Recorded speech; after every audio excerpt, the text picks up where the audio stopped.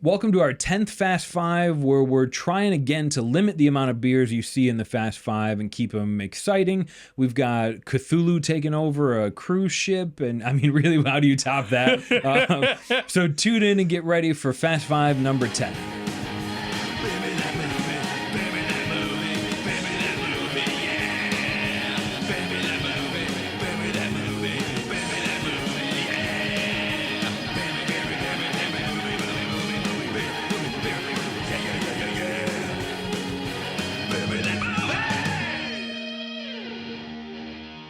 Well, son of an onion ring, we're back, you're back, everyone's here.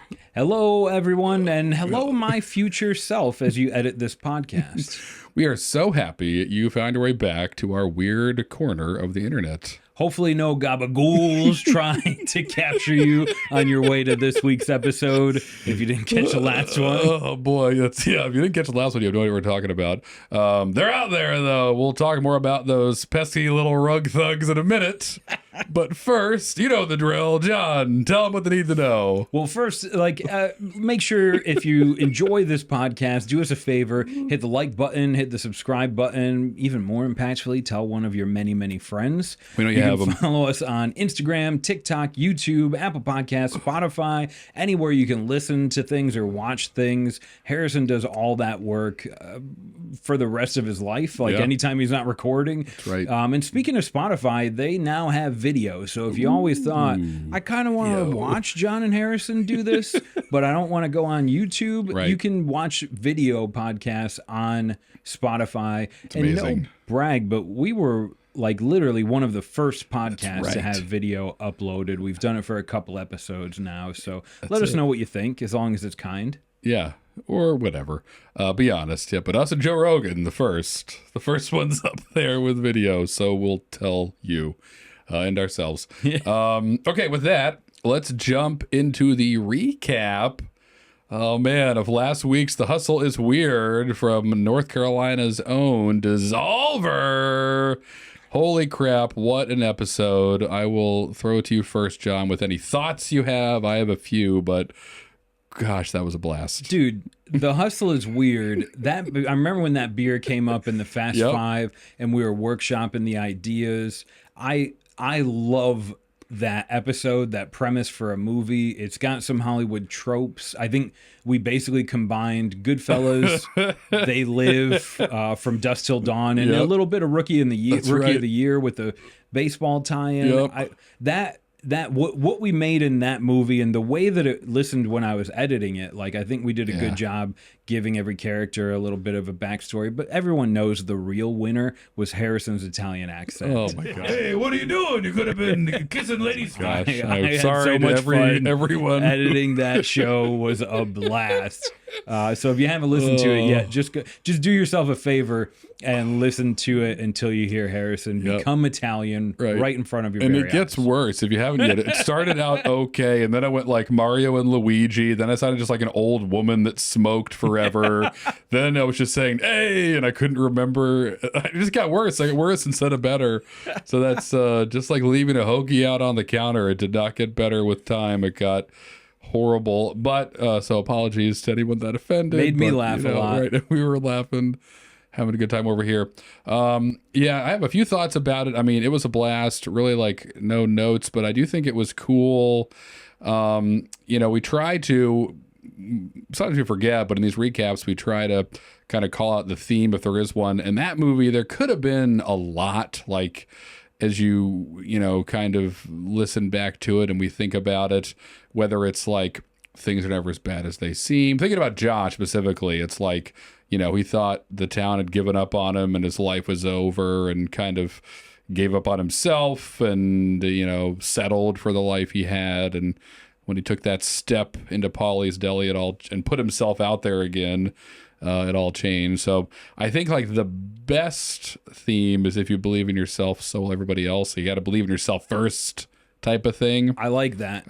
Which he had to do to say, all right, I gotta do this. I gotta save Grammy. I gotta get the medicine she needs. So I need to not be a faceless gig worker that never interacts with people. I have to actually go work with people and rejoin this community. I've kind of hid myself from. So that was cool. To just the whole thing was neat. But we've never done a story like that on many levels. So it was also fun and challenging and all that stuff. And really, we kind of breezed through it because, again, we really can't do a 2-hour feature every week. But I think it would be fun to all the fight scenes that we mentioned with these demons that we didn't play them all out. That would be cool to actually write and see and stuff. And we could incorporate all the deli tools. Oh my gosh, yeah. Slicing to deli slicer, chopping up a demon, or flaming meatballs, taking out a demon or something. We'd have a lot. We'd take a lot of time. I being got his creative. finger in the garlic press, and I was crushing. Right, exactly. Garlic breathing some of them down, or pressing them. Yeah, anyway. So we'd have fun with it as we did on the show. But I feel like the movie itself, we could just incorporate even more ridiculous deli items into the business that it becomes at night. A lot of rug jokes. We'd have fun with it. So, but thanks for watching it. Thanks for all the feedback. Seems like you guys enjoyed it too. And we'll talk more about The Hustle is Weirder. Maybe we already have on the internet, depending on how you view time. So keep an eye out for that if you haven't. But some fun stuff beyond the episode. You may already know about it, but currently you don't as we're recording this. Yeah, and honestly, it was just it was one of those, like, it gave me Banana Whale vibes. Yeah. No slight against, like Motivations of the Heart. That was a totally different project we worked on, but every once in a while we hit one that I'm just really excited to share with everyone. I know. And Hustle is Weird was one of them. Yes. Speaking of sharing stuff with you, you may Yes. notice Harrison and I have some really nice branded look at attire this. If you're watching, on, if yes. you're watching on video. Yep. Very Currently, real. Beer Me That Movie offers stickers, which are great because you can make anything a Beer Me That Movie thing. That's right. Harrison has a Beer Me That Movie minivan now. That's it. It's covered in them. And the shirts. But I think The Hustle is Weird was the first one that really made us decide we're going to start making some t-shirts that represent some of the features we've made. And they'll all be like made to order. If you're interested in looking at them, check out our website or our Bug Harrison on any of the social media platforms. Hit us up. And he'll get you a link Hit us while up. we're building that up.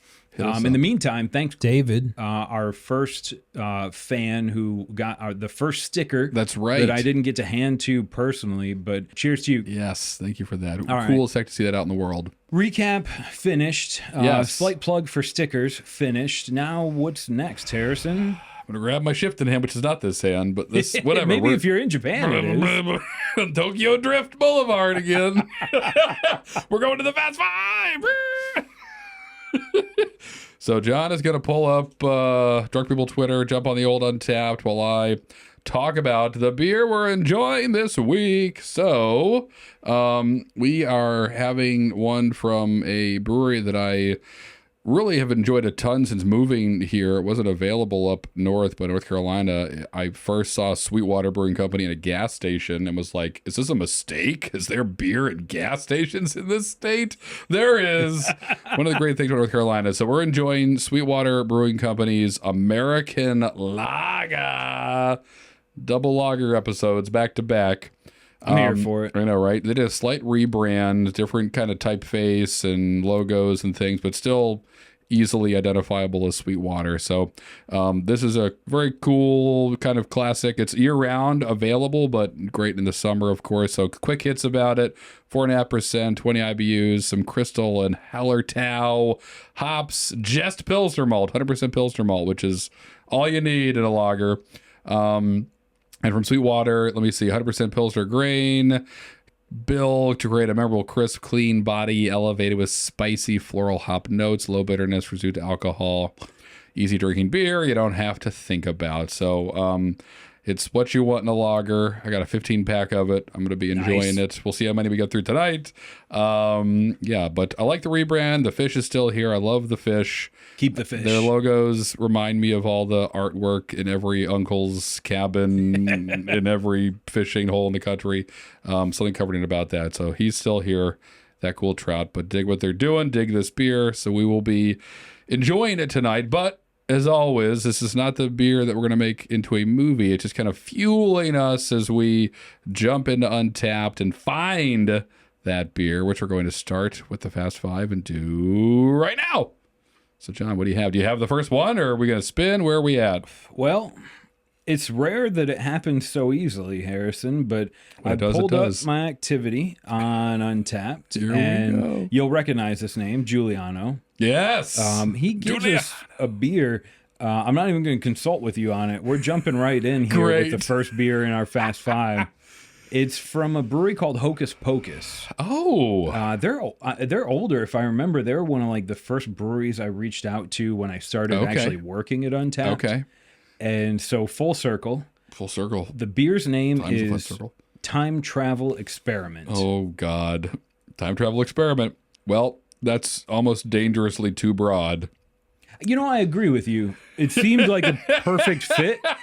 But then I was like, all right, I don't know where we go with that. Yeah, I see a complicated web of a movie where you have, because every time time travel comes in, people get angry or they have their theories or their physics or whatever. But that shouldn't stop us from doing this, because I do like time travel movies, and when they're done well, they're the bomb digs. But maybe we don't land on the nose, and instead time travel experiment. Is there something else? Are you looking for a pun? Could we zig instead of zagging? Could we, what else is here that's maybe not as obvious? Time like travel. It's Coco Loco, but instead of moving drugs across the border, they're moving thyme, the baking herb. The thyme, right. Can we carry this across 8 states before it turns blackened and they sell it to you at a grocery store for $9? Right.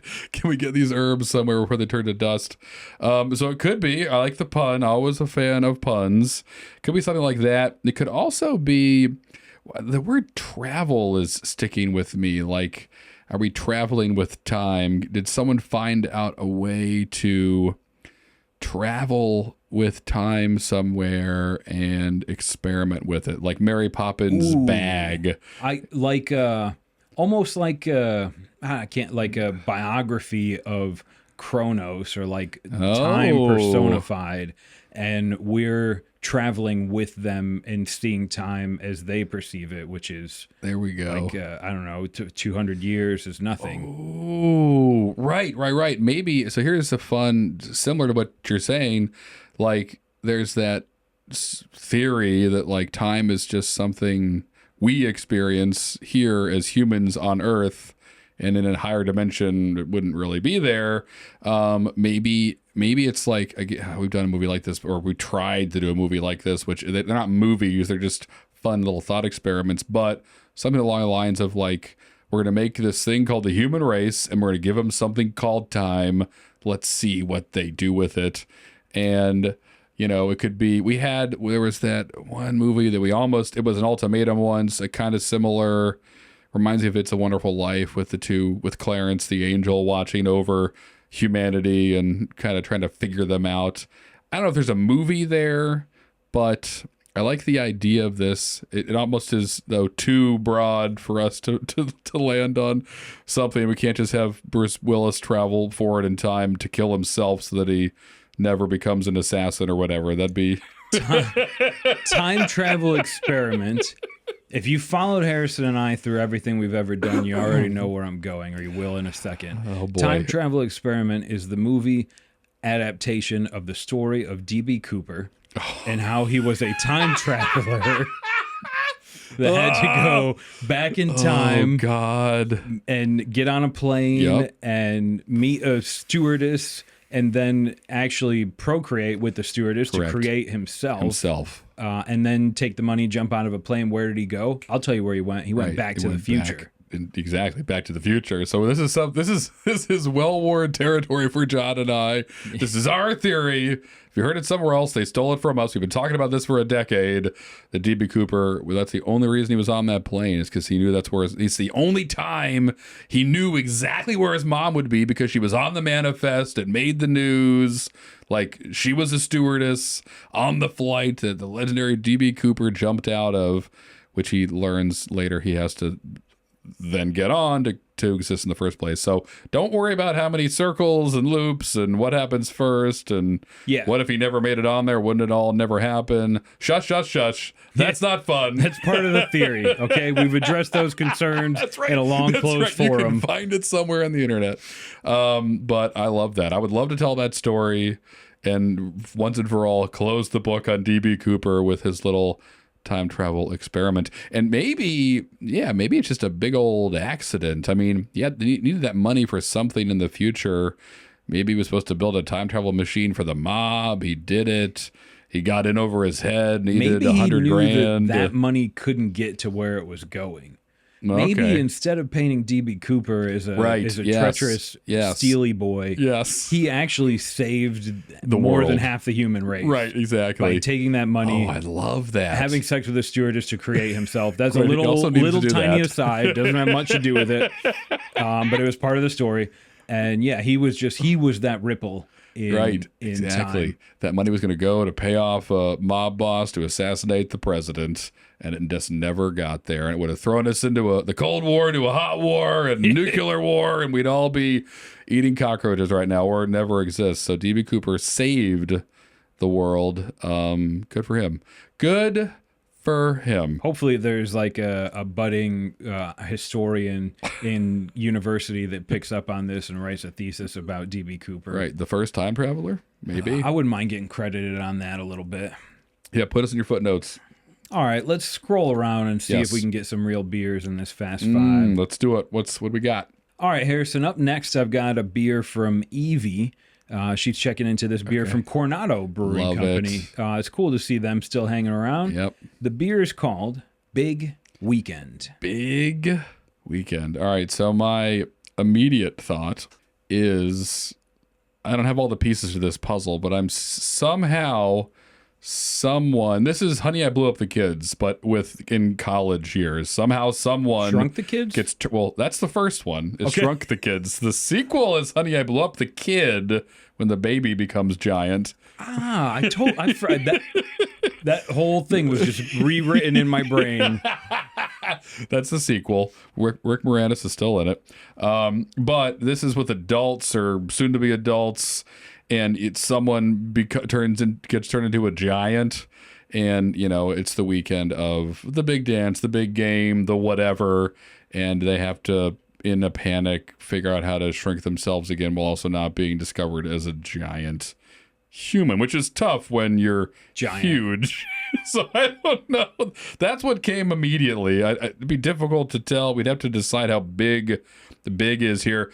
In the Honey, I Blew Up the Kid, he progressively gets larger. So the problem is a problem to start, but then as he gets bigger and bigger, it becomes a bigger problem. So we could maybe go from 6 feet to 7 feet to 10 feet to 20 feet. I like that because it gives a little bit of room where he's like, "Oh my God, I'm the starting point guard this weekend for the homecoming game, and I'm a foot taller. This is great. My wish came true." And that's what he wishes for on some big machine, some Zanzibar whatever guy, and pays his quarter and gets his ticket, and I want to be bigger. I need to be a bit bigger for this weekend, and a bit bigger. Do we have to get Tom Hanks involved to he could be we got to find Tom to figure out how to get small again? That'd be fun to tie it back into big. It's almost like a big, we won't say sequel, sure. And at this point, even though Tom ends up being a mechanic that repairs all the magical games on the boardwalk, and he shows up. Don't do that one. That one's broken. No. I was just wishing to get a little bit taller. Oh my God! I've been there. We get Skilo brought back for he'll do the theme song. Right. Don't wish you were a little bit taller. Right. Don't. Oh, I like that. So anyway, that's what I had. It'd be funny. Big people jokes, have to deal with being large. And at first it's a success on the basketball court, but then he grows another foot after the game and can't meet with the press, and because he's now 8 feet tall and starting to look a little suspicious. I don't know. Yeah. It's hard for me to think of that the whole way through. Yeah. But I did have fun thinking of the sequel to Big, which is, I think, one of Tom Hanks' greatest. Oh my gosh. Yep. Great movie. Very funny. movie, very well made, like a good movie if you're learning about movies to figure out how to write a good movie. All right, luckily we've got a lot of friends on Untappd, so we're going to keep scrolling through the next beer. Let's see what's next. All right, Harrison, I've got a new one coming up here from Jared, Okay. Made by Alesong Brewing and Blending. Great brewery. Oh, yeah. It's called Touch of Brett. Okay. I don't know if we can do this one. I mean, the first thing that comes to mind is we're going to skip this one. Yeah, for legal reasons. All right, Harrison, I hope you're ready for this next one. Okay. It's a beer coming to us from Greg F. From Matchless Brewing called Cheap Beer.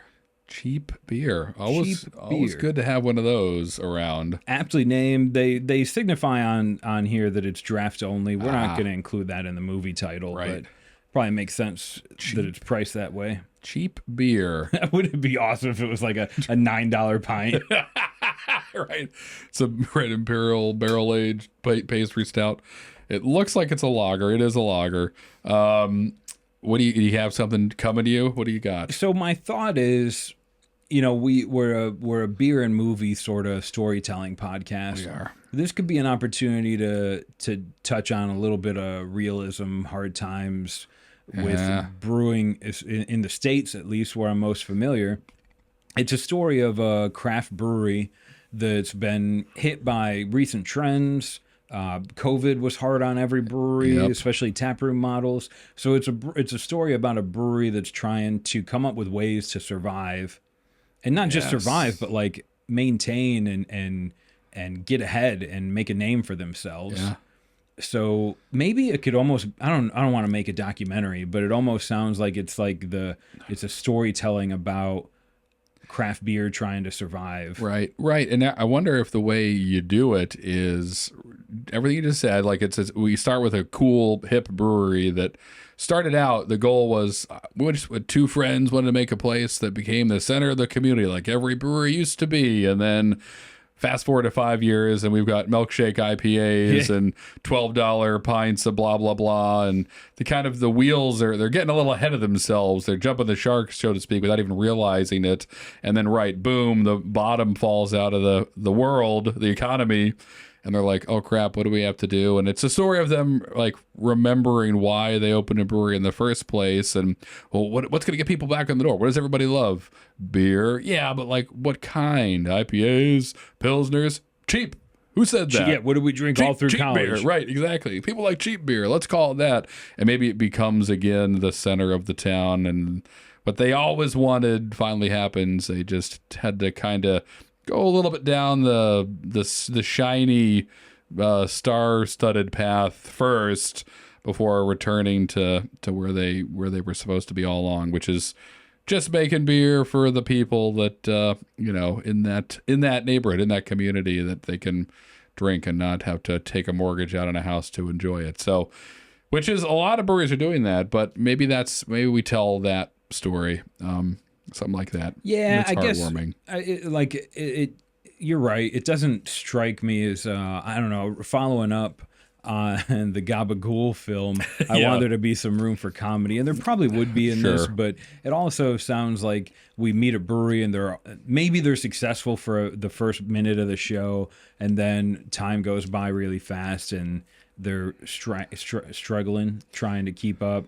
Oh, cheap beer will get people in here. People are the ones that buy the beer. That's an easy solution. But it seems pedantic for me to say that cheap beer is the solution to a brewery that's going through trouble. True. That's not quite true. Not quite that simple. If only it was $2 off, you guys will be fine. Right, we'll make it. Right. There's just $100 of hops in that one case of beer. Right. If only they could make cheap beer. Yeah, you're right. It's tough to even do that, but Matchless seems to be trying, which is cool. Yeah, props for the name, because had I come into any place that had something on draft called cheap beer, first I would ask, like, what are you doing? What is that? Right. Is it the out-of-date stuff? No, it's a lager from 3 days ago. Sold. I'll be here all night. That's right. I'm gonna go get my laptop. Do you have Wi-Fi? All right, we can continue scrolling through that one. Yep. All right, Harry, coming up next, I got a beer I want you to evaluate on for me. This one comes to us from Jeff, It's made by Third Planet Brewing. It's called Dank Side of the Moon. Oh boy. Not dark. Dank. Dank. Green. All right. So without even thinking much, this feels like the year is 2100. All right. Stay with me. We've got small little outposts all over our cute little solar system. But space is dangerous, strict, lots of rules. Not everybody can go up there. And of course, all fun things like booze and other forms of alcohol and marijuana outlawed. And this is the story of like the pioneers on the dark side of the moon. It could be, well, it could go two ways. It could be like a funny, what's it called? Half-baked type movie where it's like three friends try to open up the first legal grow operation on the moon. Or it could be like Breaking Bad in space. Nice. So I was drawn to your first one until I heard your second one. It could be, we could go real dark and create some astronaut Heisenberg, or we could just, bunch of people floating around in space high laughing at, how funny the moon looks. I don't know what it is, but Dank Side of the Moon could be something. I mean, I'll echo what I just said. The first idea sounded fun. Second idea sounded more interesting. Yeah. So you got there's probably corporations. Yes. Of course there is. It's 2100. It's not that far away. Right. There's corporations that own most of the interplanetary travel in our solar system, and you're usually put up there for work. It's not like you're going to live on the moon for joy. The view sucks. Right. So one of these guys started a company with his university friends off the backs of their parents' money. Of course. And that he was double crossed. And he was like, you know what? Screw this. I'm going to take my cut and I'm off. I'm going to do my own thing. You'll never hear from me or see me again. Ooh. And he moves off to the dark side of the moon and recruits some of the people that used to work with him at his previous company. And they start building this grow operation. And then they got to figure out how to get a landing pad so the people from Mars can come here to get their stuff. Because it turns out when you grow weed in less gravity, it has the ability to get really tall, and the buds are huge. It gets you crazy, just messed up. Which is sometimes a problem with weed today. The guys from Mars are like, can you grow the lager of weed? Right, exactly. You slow this down a little bit. We're in space. I can't be too high. I crash our rocket ship into the Mars. Supposed to bring these people back to the red sun, and I ended up in Denver. Right. Being a bus driver in space is much more difficult than being a bus driver on Earth. I can't be high and do my job here. I like that. Maybe we split the difference between Half Baked and Breaking Bad and do Blow, a fun Johnny Depp, where it's still serious, but he's having a blast being a drug dealer, and it's the 70s and everyone looks cool and whatever. Maybe that's the vibe there, right? So they're doing it, they're risking a lot, but they're having fun for now until it all comes crashing down around them, and he gets locked away in some moon prison. But it'd be a fun journey before all that happens. So true. I'm envisioning cool. What do they call it when you leave your spacecraft and go out? Is it a spacewalk? A spacewalk, yep. Like a covert spacewalk. Now Russia's involved, and they're trying to attack the United States space interests. And this guy's like, I got the solution. Russia's banned weed for so long. He's like, get one of my guys out there. We'll put this in their oxygen regenerator. Right, exactly. They'll be so baked, they'll be leaving the solar system. They'll just be float away totally out of here into the sun. Just put a pizza sign out on Pluto. It's not even a planet anymore. That's it. There's a buffet out here. Just keep going. All Vladimir. You can eat. It just says all you can eat. We'll get there. Oh my God. Plus we could do Russian accents. That'd be kind of fun. Yeah, that'd be great. All right. I like that. That'd be fun. Dank Side of the Moon. Maybe there's something there. All right. We can pin that one and move on to the next. Let's do that. All right. Here's some. I'm going to move on to another one I got here from Eric P. Okay. This beer comes from Armada Brewing, and it's called That New New. That new. Or if you're young, it's That New New. Which sounds like a totally different thing. Hand me that new. Which I think is that just like the newest thing? It's that new. I think it's does it mean point. Does it mean more than what I think it means? I believe it's both new and celebrated. Got it. Okay. All right. I get it. So we double down on new. It's that new. This is amazing. This will do really well on TikTok. This clip, people will destroy us. That's okay. You don't even know what it means. Right. Idiots. These guys are so old. You don't even know what it means. Their shirts have buttons. They're ancient. Yeah. Okay.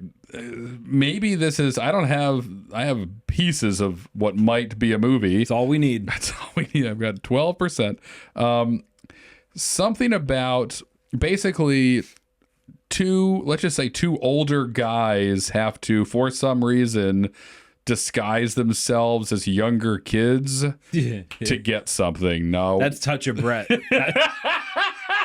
Not that thing. To get money or to get their GED, they have to return to high school. It's cheaper to go back to high school than it is to get a GED. Right, exactly. So they have to just go, they have to finish that one senior year that you said you did on your resume, but we found out you didn't. Which is that Billy Madison or isn't that kindergarten? I think it's close to Billy. So anyway, something like that. And it's all about, these guys who are basically having a midlife crisis, having to go and be with kids half their age, and then and then I don't know anything about that world, so we'll have to. Peeing your pants is cool, then I'm Seth Rosenthal. What are you going to say? Exactly right. What are all these quotes? Who still pees?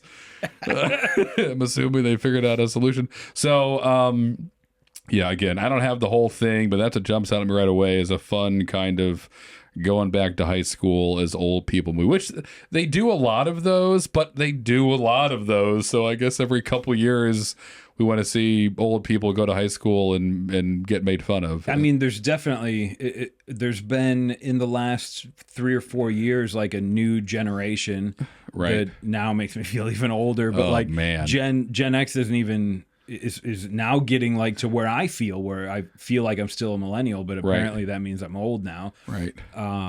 So now you've got these Gen Z kids. It's ripe for a movie where some old millennial that doesn't understand how out of touch he is has to go to school and learn Thinks about it'll be a breeze and yeah. What's up, kids? You like my You like my Acura RSX? It's total J spec. You can't say J spec, man. You can't say that. And that's we drive a car. We're all green here. We all take the bus.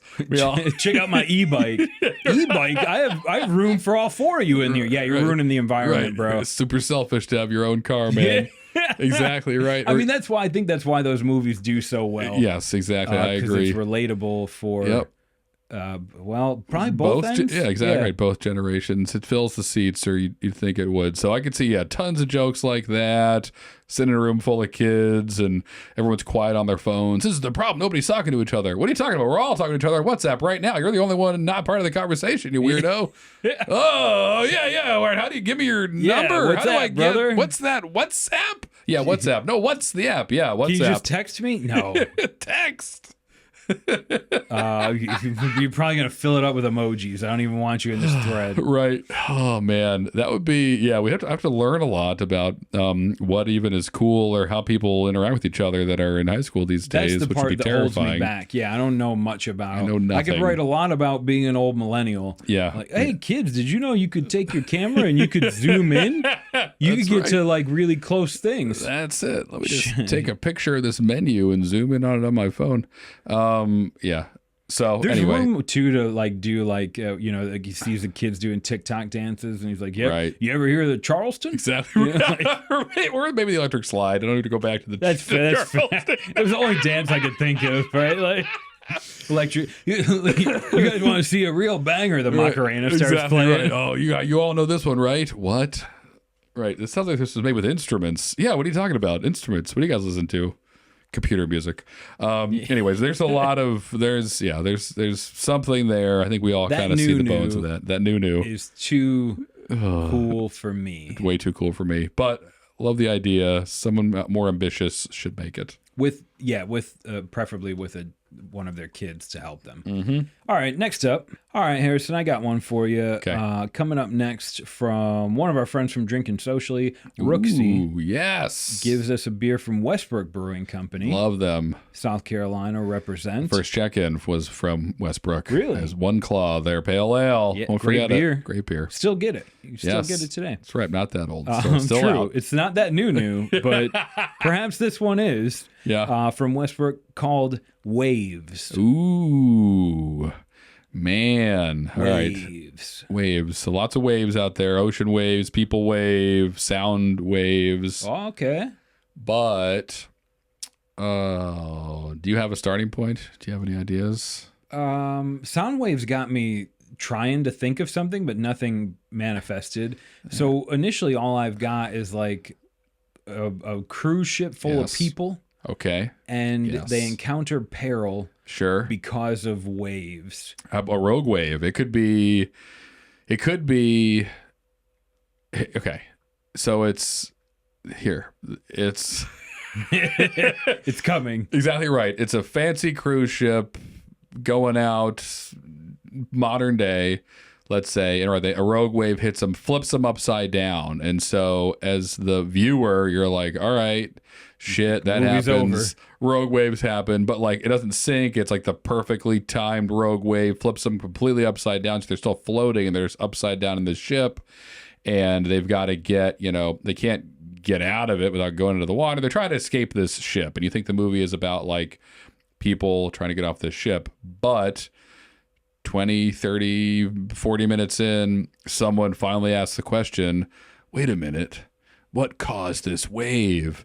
And the second half of the movie is like Cthulhu coming out of the sea and sea monsters and mermen like invading the ship and killing people. I love your brain, Harrison. So we got a cruise ship knocked over by a wave. What next? Right, Well, that's Cthulhu, not enough. Mermen with spears. That's right. I want to see mermen fighting humans. This is why we need guns. That's right. Guns On the everywhere. cruise ship. Everyone should have a gun instead of fighting them with your forks or whatever. You can get a life vest doesn't help you beat a mer person who fights killer whales for a living. So Yeah, I mean, I think if it's Cthulhu related, it's an Armageddon type movie. yeah, it might be. And maybe being on that boat's the best place to be. And maybe, well, I was going to say that could be the fun ending of the whole thing is like the humans survive this wave of mer people attacks and get off the boat and make it to land and we're saved, and no, Cthulhu's already been here and the whole planet is now being destroyed. They think they've made it off of this, their perilous journey has come to an end, but now they have to learn how to live in the apocalypse. So that could be a fun movie. Just a, kind of a thriller that turns into a creepy sci-fi survival thing. movie, Right. With one of the elder gods that destroys worlds. Exactly. Involved. Exactly right. I mean, it's a great pairing. I'm missing something like a traveling witch or someone being on here that would help say like, oh no, you don't get a wave like that unless we call Cthulhu. Right. Exactly. Why does it happen? Did someone on the boat, Maybe sell like their soul? People on the boat start being like mind controlled by him already. It's not mermen. It's people that think they're mermen that start flipping and right. I mean, Following his bidding. I don't know much about Cthulhu's full power set. Yeah, do I? But if he were on Street Fighter, he'd be the only one. It would just be watch Cthulhu kill everyone fighter. Right. Right. Water fighter, wave fighter, and everyone's dead. Yeah, couldn't sell that game. Might be able to sell this movie though. But anyway, that's what I have for waves. Some huge monster comes out of the ocean and destroys this ship, and they gotta escape. And then finally, when like in the last minute or two, they make land, and they're like, "Oh, maybe they don't know Cthulhu." They finally get to land. Right. Oh my God, we made it! And then they see like a bunch of tentacle face people. Right. There you go. Coming after him. I love that. God, how long were Back we in the gone? boat, back in the boat. There's a couple of stoners that were like, "We're just gonna stay here, man." Right. Exactly right. I got Chill, shampoo man. bottles full of booze. I got all I need. Endless food in the kitchen. Yeah. Oh man. Oh boy. So anyway, that's waves. That's Rogue Wave. That's waves. Waves. Waves from Westbrook. All right, Harrison. I got a similar but a new take on one for you. This beer comes from Dave. It's made by Wood Brothers Brewing, and it's called, quite simply, Time to party. Time to party. Okay. Time to party. Time. I know what you're doing already. Time. Time is going to have its first birthday time party. To party. That'd be impossible. Okay. Oh boy. Time to party. I don't know. Do you have a starting point? Do you have, what are you seeing? So it'd be an easy, like, it's a movie about organizing a big college party and Tara Reid's in it. Oh, bring her back. But hey guys, it's me, Tara. Tara, you sound great. I'm a little sick. So need the work. If we put a little Beer Me That Movie spin on it, okay. It starts off as, like so many of us, you put off those birthday parties and that one extra keg party that you didn't go to because you wanted to graduate college. Right. Right. So it's it's the story of a kid that has done that, and maybe he's successful, maybe he's happy, who knows? But I think there's a moment in the story where he finally says, like, you know what? I need to do this before I turn into my dad, who's never had a good day in his life and is just miserable all the time. I like this. The kid who spent every Friday night in the library goes on to be successful for 10 years and then gets fired, girlfriend loses him, kicked out of his apartment, kind of has nothing, and is evaluating his life and like looking back, right? Someone's like, when I'm down in the dumps, I just remember all the good times, all the fun you had in college, stuff like that makes me laugh. And he's like, I don't have any. I have nothing. I have no good times to look back on. I'm just a guy. One time I got a microfiche. If you don't know what a microfiche is, that's right. Is that what it was called? Those little the film things in the basement of the library. Yeah, we got every newspaper for the last 80 years on here. Right. We landed on the moon. So yes, right. So it's that guy who's finally like, all right, I gotta make up for lost time, and whether he finds his younger brother or a random group of kids who need him to buy beer for a college party, and he's like, all right, I'll do it, but you gotta invite me, you gotta let me come, and they're like, yeah, all right, weirdo, but they need the beer. And it's like a super bad type, kind of crazy Lost Weekend type movie where he, sure, gets his time to party, but learns about himself. We all know what else happens in all these movies, but I see that. That could be a thing. I like that. I like the idea of this, of getting someone to catching up on all the fun they missed.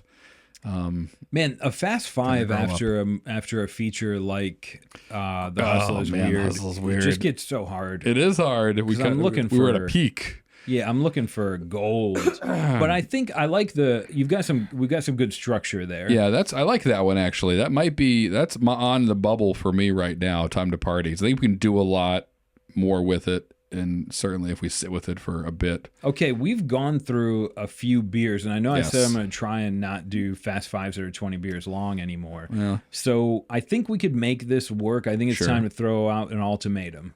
At least one, if not two or three. Let's meet in the middle and say two. All right, let's do two. Two more we're viables. Find two more viable beers, and then we'll pick. Oh, boy.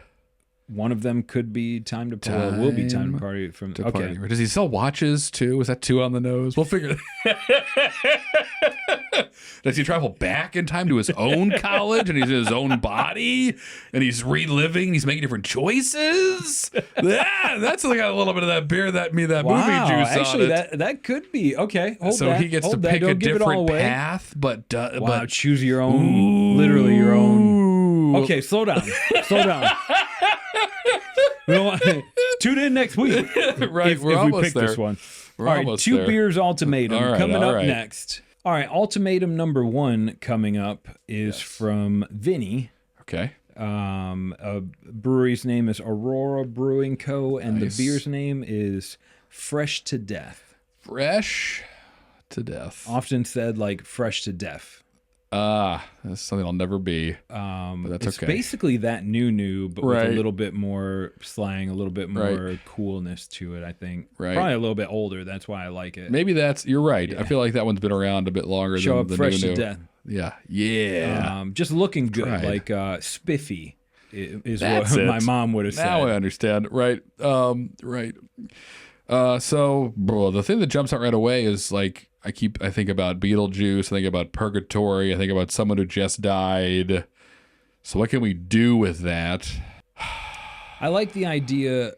Of course, it makes me think of Beetlejuice. It's coming out soon. I think we called that too, but maybe we not. Did. Maybe. But so it's like you're fresh to death.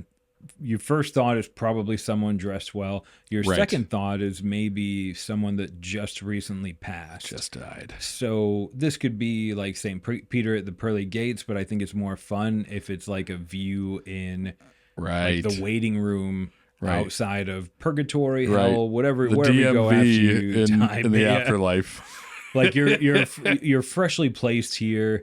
And, you know, maybe you don't even know why you're here. You're just like, what am I doing here? Why am I number 10,147? Right. Why am I holding this? Right. What happened? Where there's was other people. I? Everybody's kind of confused. Yes, I love that. And he's meeting people and stuff. There's got to be like otherwise it's just a movie about random strangers. Someone standing in line. How about this? So this protagonist or whoever, this person that shows up in this room gets to the front desk and he's like, I don't know why I'm here. And they're like, everybody says that. What's your number? And he takes his number and they're looking at their big book, looking at the guy, the book, and looking at each other. And they're like, holy shit. And I gotta call upstairs and downstairs real quick, and they're on two different lines talking to someone who sounds angry and someone who sounds happy, and they're like, no, he's not in the book, and this number is not matching up.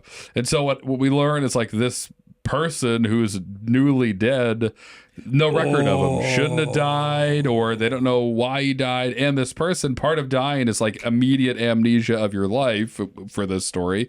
And call us out if you know better. Right, exactly right, and let us know how. But yeah, so like the movie is death, or whoever the workers at this DMV in the next dimension are, going with this dude like back to the world, trying to figure out like, how did he die? Who is this person? Were they supposed to die? Who messed up? Like what went on? I think I know what happened too. Okay. And I don't want to reveal it just in case this ends up becoming a feature. Okay, good. But I don't want you to disqualify it because you don't know where I'm going. I like it enough. So if you have a special thing. Okay, so it's so far, I like this. We've got Time to Party. And we've got Fresh to Death. We need to find one more. We need to find one more. But just know, Harrison, I've got, I think, a pretty good idea for that one. All right. I thought I did for Window Seat Daydreamer, too. Hopefully this is a redemption. That was a great one. Okay, let's see what's our final ultimatum for the night. All right. For our last ultimatum, we're going to go with a beer that comes to us from Eric S. from Abomination Brewing nice. Company. Love them. This beer I love it. It's called Rare Snack. Rare. Picture snack. of a fridge it looks like a fridge. Right on the can. Is that a huge cake? Giant cake with a slice taken out of it. They're about to eat, just face a cake. That's my kind of snack, a whole entire cake. Let's see here. So, rare snack. Rare. Well, if it's rare, let's assume it's magical. I mean, it's a Beer Me That movie. It goes without saying that there's some magic involved in this snack. It probably is. So the snack itself doesn't even matter. And maybe we never even see it as the audience. It's just like a bowl and someone's like, oh, reaches into a fridge and is like, oh, what's this? And eats it and then something happens. But that's kind of what I'm seeing here is maybe it's like an office building, maybe a boring kind of cubicle type office, and they're cold calling all day or whatever. And the new hire shows up and, hey, hopefully you hang around longer than the last 5. They just here for half a week and they're gone. They don't even problem with kids these days. Don't even call in. Don't even tell us what happened. And so it's day 1, boring job, blah, blah, blah. Lunchtime comes around and this kid goes for his lunch, can't find it, but in its place is this bowl of this rare snack, eats it, and then... So, yeah, I don't know. Does he go to Narnia? Does he go to another dimension, which is Narnia? Does he travel in time? Does he become invisible? Does he see the future? Like, I don't know what the rare snack does, but there's a reason the 5 people who had it before him haven't come back to work. What is it? So that's all I see. But obviously, like, we've just given ourselves almost free reign to figure out where this rare snack movie goes. It could get real weird. It could just kind of be, he teleports or gets a second chance, or that's something because of the snack, or a glimpse at where his life would be if he made another choice. I don't know. Okay, I'm not married to anything. I like and I hate the openness of this. Yeah, we're learning that we need some rules, or it's we like just going go grocery anywhere. shopping and not looking in your fridge first, which Right. is the only way I go grocery shopping. It's madness. And this movie's about maybe a fridge where snacks appear. Yeah. So I'm trying to kind of flesh it out, or maybe even I mean, my first thought was like, have you ever heard the term long pig? Totally different movie. Glad we're not going there. Really hard to work humor and cannibalism in together. Yes. So the snack does something to the people that eat it. And it almost seeks them out or finds them. Yeah. How about this? It could get dark, but we could do it in a funny way where, like, what actually happens is, like, you eat this snack and you pass out right there on the floor, and everybody who's working in this cold calling office, that's a front, and they take you to the basement, and then are they harvesting your blood and selling it? Are they taking your organs? Are they draining something else from you for some nefarious whatever? Like, you get basically wrapped up in some kind of creepy underworld trafficking thing, but our dude, who is the protagonist of this movie, like, wakes up in the middle of this procedure, and it's him trying to prove that, like, this family-owned cold call business isn't that. After he escapes and goes to the cops, he's got to be like, they're harvesting people in the basement. I ate these Cheerios, and I guess I passed out. I Maybe your blood sugar was low, but right, sounds exactly like you right. should look for a new and job. like, right, the whole town's in on it, and I don't have obviously all the pieces, but it could be something. It could be something like that. It could be some weird, nefarious thing is actually happening.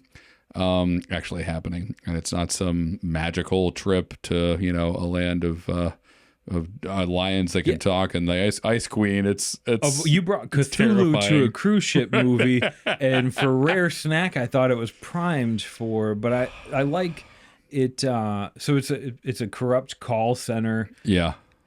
The snacks are intentionally handed out by management. Correct. And they then use the snack victims as a means to make more money by selling their organs. Or maybe they like experiment on, like, they do something and then put them back somewhere else, and it's a larger, release them back into the town and see what they do under the influence of whatever they're testing. Some kind of. Oh, I like that. I like that. I mean, harvesting organs and all that stuff. We've seen that. We know where this is going to end, but if the rare snack, each one could be a little different, it makes me think a little bit of the fourth dose, but they're testing something. And whatever experiment they came up with for this one did something to our protagonist, right? That maybe they didn't even predict. There we go. Here we go.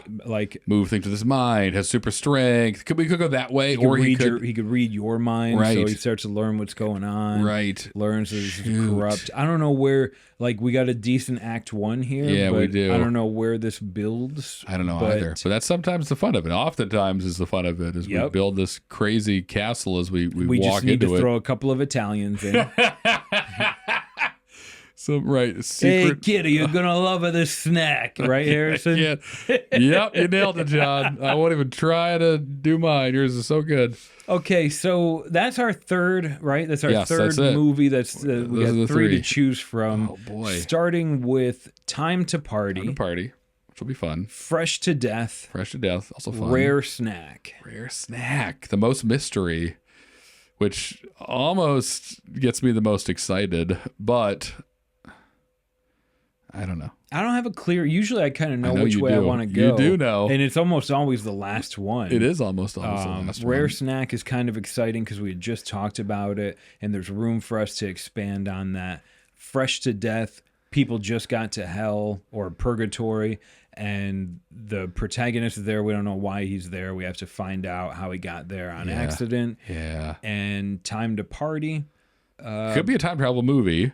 A switch. Could involve. I like your last minute switch Right. on there, where it maybe is just about a kid who gets to go back to his parting ways and redo things and see how it affects his life.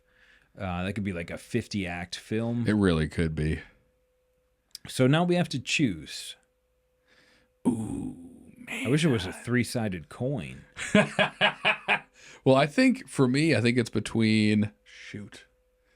This is one of those. This is a rare occurrence where we're here and we don't have a true Beer Me That Movie feature that one of us is dying to do.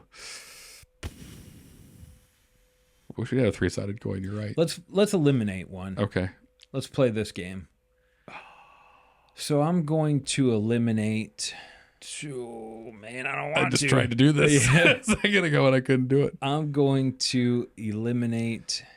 If it's the same one, then I would eliminate We're Nowhere, but hopefully it's not. I have the one I would eliminate. Okay, then you go. I'm going to take out Fresh to Death. That was the one I was going to pick.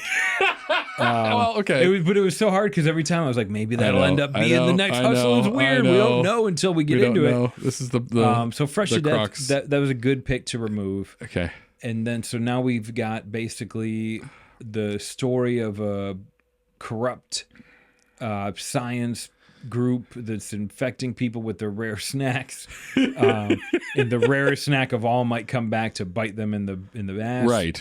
Okay, that made it easier. You know what? I think I'm in. All right, what do you got? I think I'm in on the rare snack. All right, let's do rare snack. That's it. Okay, so for our 10th feature film, it's the first time we didn't know exactly which one we were going to choose getting into it. Right. I feel like the 10th is more significant because we were born in a world where we had 10 fingers, and hopefully it's just the way most of us, sorry. Right.